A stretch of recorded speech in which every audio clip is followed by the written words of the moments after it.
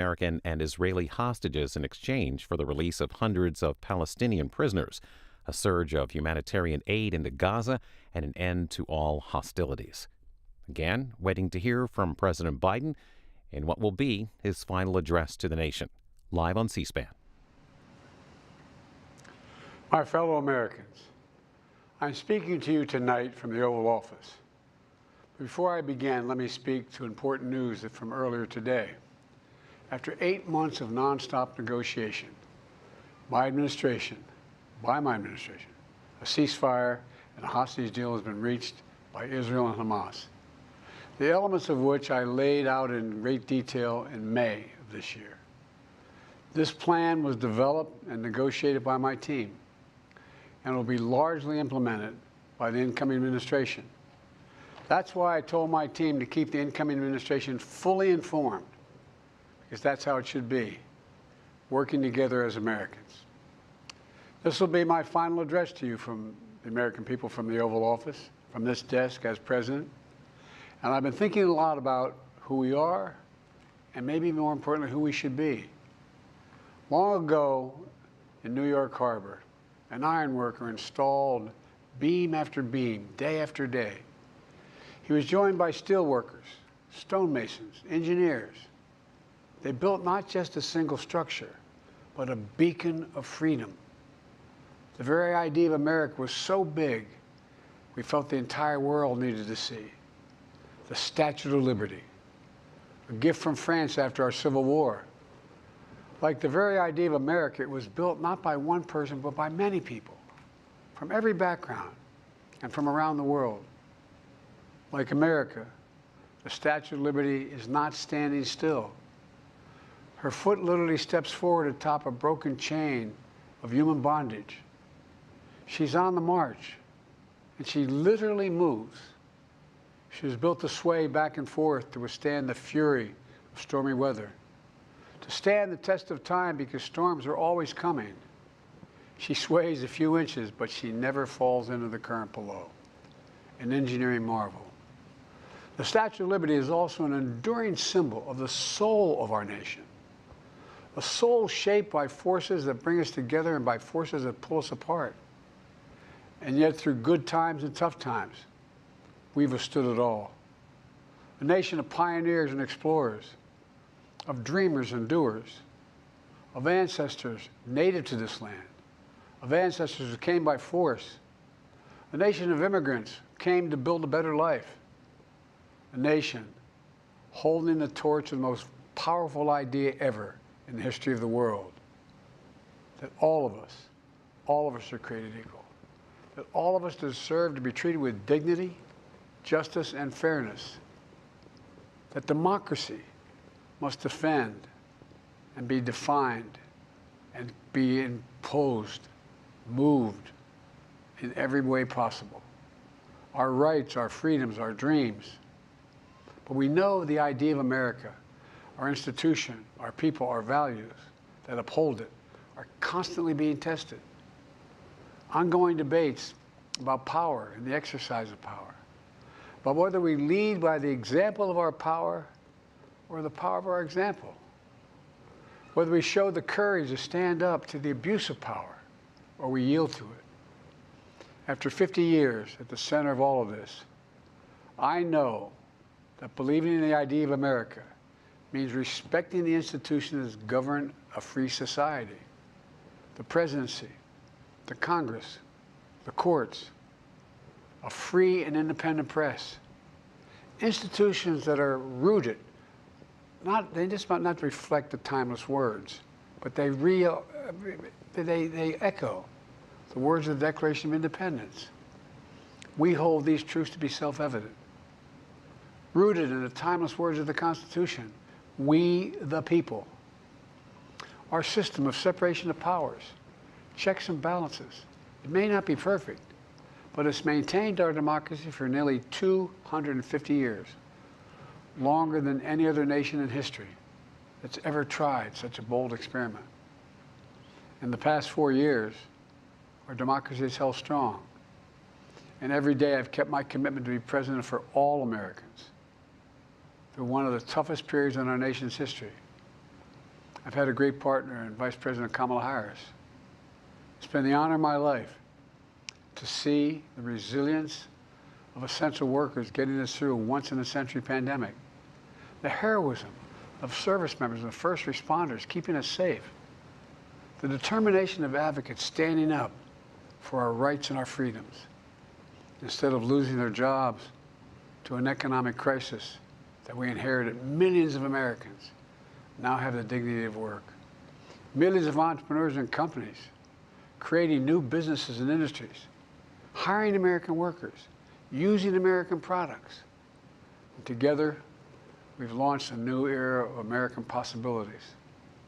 One of the greatest modernizations of infrastructure in our entire history, from new roads, bridges, clean water, affordable high-speed internet for every American. We invented the semiconductor, smaller than the tip of my little finger, and now is bringing those chip factories and those jobs back to America where they belong, creating thousands of jobs. Finally, giving Medicare the power to negotiate lower prescription drug prices for millions of seniors. And finally, doing something to protect our children and our families by passing the most significant gun safety law in 30 years and bringing violent crime to a 50-year low, meeting our sacred obligation to over 1 million veterans so far who are exposed to toxic materials, and to their families, providing medical care and education benefits and more for their families. You know, it will take time to feel the full impact of all we've done together. But the seeds are planted, and they'll grow and they'll bloom for decades to come. At home, we've created nearly 17 million new jobs, more than any other single administration, a single term. More people have health care than ever before. And overseas, we've strengthened NATO. Ukraine is still free. And we pulled ahead of our competition with China, and so much more. I'm so proud of how much we've accomplished together for the American people. And I wish the incoming administration success, because I want America to succeed. That's why I've upheld my duty to ensure a peaceful and orderly transition of power, to ensure we lead by the power of our example. I have no doubt that America is in a position to continue to succeed. That's why my farewell address tonight, I want to warn the country of some things that give me great concern. This is a dangerous and that's a dangerous concentration of power in the hands of a very few ultra-wealthy people. And the dangerous consequences if their abuse of power is left unchecked. Today, an oligarchy is taking shape in America of extreme wealth, power, and influence that literally threatens our entire democracy, our basic rights and freedoms, and a fair shot for everyone to get ahead. We see the consequences all across America, and we've seen it before. More than a century ago, but the American people stood up to the robber barons back then and busted the trusts. They didn't punish the wealthy. Just made the wealthy play by the rules everybody else had to. Workers want rights to earn their fair share. You know, they were dealt into the deal, and it helped put us on a path to building the largest middle class, the most prosperous century any nation in the world has ever seen. And we've got to do that again. In the last 4 years, that is exactly what we've done.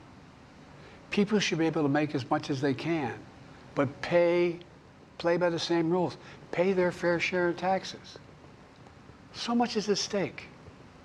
Right now, the existential threat of climate change has never been clearer.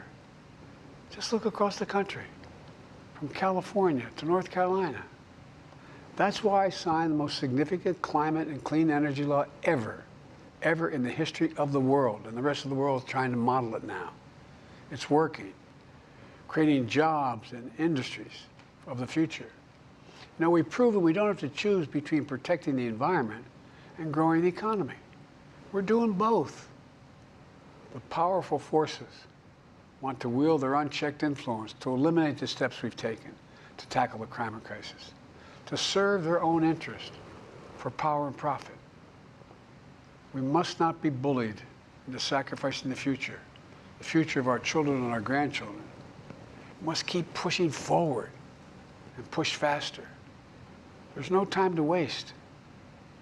It's also clear that American leadership in technology is an unparalleled source of innovation that can transform lives. We see the same dangers of the concentration of technology, power, and wealth. You know, his farewell address, President Eisenhower spoke of the dangers of the military-industrial complex. He warned us then about, and I quote, the potential for the disastrous rise of misplaced power, end of quote. 6 decades later, I'm equally concerned about the potential rise of a tech-industrial complex that could pose real dangers for our country as well. Americans are being buried under an avalanche of misinformation and disinformation, enabling the abuse of power. The free press is crumbling. Editors are disappearing. Social media is giving up on fact-checking. The truth is smothered by lies told for power and for profit. We must hold the social platforms accountable to protect our children, our families, and our very democracy from the abuse of power. Meanwhile, artificial intelligence is the most consequential technology of our time, perhaps of all time. Nothing offers more profound possibilities and risks for our economy and our security, our society, for humanity. Artificial intelligence even has the potential to help us answer my call to end cancer as we know it. But unless safeguards are in place, AI could spawn new threats to our rights, our way of life, to our privacy, how we work, and how we protect our nation. We must make sure AI is safe and trustworthy and good for all humankind. In the age of AI, it's more important than ever that the people must govern. And as the land of liberty, America, not China, must lead the world in the development of AI. You know, in the years ahead, it's going to be up to the president, the presidency, the Congress, the courts, the free press, and the American people to confront these powerful forces. We must reform the tax code, not by giving the biggest tax cuts to billionaires, but by making them begin to pay their fair share. We need to get dark money. That's that hidden funding behind too many campaigns contributions. We need to get it out of our politics. We need to enact an 18-year time limit, time and term, for the strongest ethics reforms for our Supreme Court. We need to ban members of Congress from trading stock while they're in the Congress. We need to amend the Constitution to make clear that no president is immune from crimes that he or she commits while in office. The president's power is not limited. It's not absolute, and it shouldn't be. And in a democracy, there's another danger to the concentration of power and wealth. It erodes a sense of unity and common purpose. It causes distrust and division. Participating in our democracy becomes exhausting and even disillusioning. And people don't feel like they have a fair shot. We have to stay engaged in the process. I know it's frustrating. A fair shot is what makes America, America. Everyone's entitled to a fair shot. Not a guarantee, but just a fair shot, an even playing field, going as far as your hard work and talent can take you. We can never lose that essential truth, remain who we are. I've always believed, and I've told other world leaders, America can be defined by one word: possibilities. Only in America do we believe anything is possible. Like a kid with a stutter from modest beginnings in Scranton, Pennsylvania, and Claremont, Delaware, sitting behind this desk in the Oval Office as President of the United States. That's the magic of America. It's all around us. Upstairs in the residence of the White House, I've walked by a painting of the Statue of Liberty I don't know how many times. In the painting There's several workers climbing on the outstretched arm of the statue that holds the torch. It reminds me every day I pass it of the story and soul of our nation and the power of the American people. There's a story of a veteran. This is a veteran, the son of an immigrant, whose job was to climb that torch and polish the amber panes so rays of light could reach out as far as possible. He was known as the keeper of the flame. He once said of the Statue of Liberty, quote, speaks a silent universal language, one of hope that anyone who seeks and speaks freedom can understand. Yes, we sway back and forth to withstand the fury of the storm, to stand the test of time. A constant struggle, a short distance between peril and possibility. But what I believe is the America of our dreams is always closer than we think. And it's up to us to make our dreams come true. Let me close by stating my gratitude to so many people, to the members of my administration, as well as public service and first responders across the country and around the world. Thank you for stepping up to serve. To our service members and your families, it's been the highest honor of my life to lead you as Commander-in-Chief. And of course to Kamala and our incredible partner, the historic Vice President. She and Doug have become like family, and to me, family's everything. My deepest appreciation to our amazing First Lady who's with me in the Oval today, for our entire family. You're the love of my life and the lives of my love. My eternal thanks to you, the American people. After 50 years of public service, I give you my word. I still believe in the idea for which this nation stands. A nation where the strength of our institutions and the character of our people matter and must endure. Now it's your turn to stand guard. May you all be the keeper of the flame. May you keep the faith. I love America. You love it too. God bless you all, and may God protect our troops. Thank you for this great honor.